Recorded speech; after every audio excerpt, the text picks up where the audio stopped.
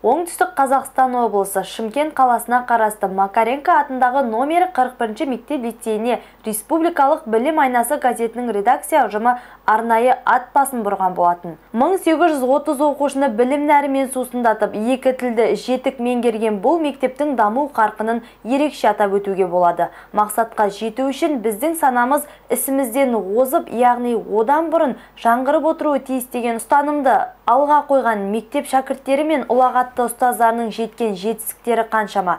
Қай салада болмасын, спорт, оқу шеберлігі, ғылыми жоба, республикалық қалалық жобалардан бас жүлдені қанжығасына байлап жүрген мектеп ұжымы әрдайым біліктіліктерін арттыру үстінде. Биылғы оқу жылының басынан бастап оқушыларымызға енді сапалы білім алу үшін қазіргі жаңартылған білім мазмұны бойынша, сосын ОЖСБ-ның, ОБТ-ның жаңа форматтары бойынша оқушылар негізінен көбіне функционалдық сауаттылыққа, логикаға көбірек көңіл бөледі.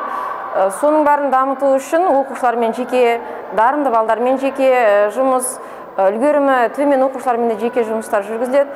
Оқу жылының басынан бері мектебіміздің оқушылары көптеген жетістікке жетті. Бірінші тоқсан нәтижесі бойынша 1986 жылдан бері жұмыс жасап, қаншама дарынды балалар тәрбиелеп, үлгілі ұстаздарды зейнетке шығарып, дәріптеп, мақтаныштарымен мақтанатын бұл лицейде заманауи тұрғыда салынған 170 орындықты мәжіліс залы, арнайы дәмді астарымен ауқаттандыратын асханалары бар. Сонымен қатар 108 оқушыны тегін тамақтандырумен қамтамасыз етілген. Біз дәл қазір мәжіліс залындамыз. Бұнда 41 мектеп лицей оқушыларының өзіндік қолдан жасалған еңбектері қойылған екен. Қазіргі таңда көптеген арнайы оқушылардың, яғни ұстаздармен бірігіп жасалған мынадай неше түрлі қол үйірмелері бар екен. Халықаралық конкурстардан тек жүлделі орынмен орын алатын дарынды мектептің дарынды оқушысы Диас Әбдіхалықұлы өз жеңісі мен жетістігін айта отыра талай шыңды бағындыратынын тілге тиек етті. Мен өлең айтуды бірінші сыныптан бастадым. Осы 2017 жылы Түркістан қаласында өткен Рухани жаңғыру фестивалінде алтын жүлде бірінші орын иегері атандым, және Дарабоз номинациясының иегері атандым.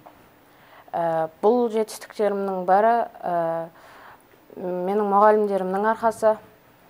Мен оларға көп рахмет айтам. Мен мектебімнің абыройын әлі талай жерде көтеремін. Қазақ елінің абыройын асырып, мерейін үстем етер, әлем таңғалар, талай жаңалық ашар, білімділерді тәрбиелейтін бұл номері 41 мектеп лицейдің шығар шыңы биік, алар асулары алда екендігі айқын деп білеміз. Ботагөз Маратқызы, Нұрсұлтан Ескендір, Оңтүстік Қазақстан облысы, Шымкент қаласы арнайы білім айнасы үшін.